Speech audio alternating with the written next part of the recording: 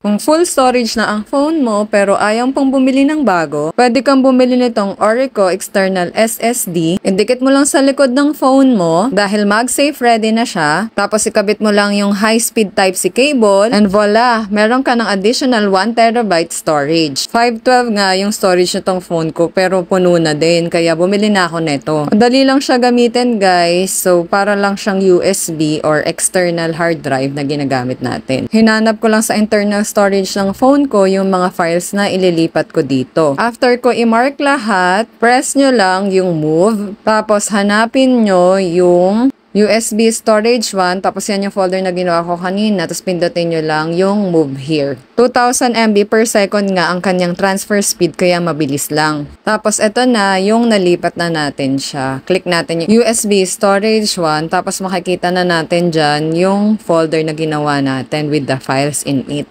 Playable din siya guys mismo dito sa phone natin pag click nyo. Portable nga siya, maliit lang, and pwedeng-pwede siya sa PC, sa phone, sa tablet. May it be Android or iOS. Kaya sobrang daling-dalhin din kahit saan. Dahil maliit nga siya, dito ko na siya in-unbox sa car. Kaya pasensya na kasi isang kamay ko nahawak sa phone. Tapos ito yung high-speed cable niya. Tapos ito yung mismong storage. Thank you din kay seller kasi maayos yung packaging. Hindi napipi yung mismong box. Tapos ito na yung mismong external. Kaya kung gusto nyo rin ito, lalagay ko yung link sa basket or sa comment.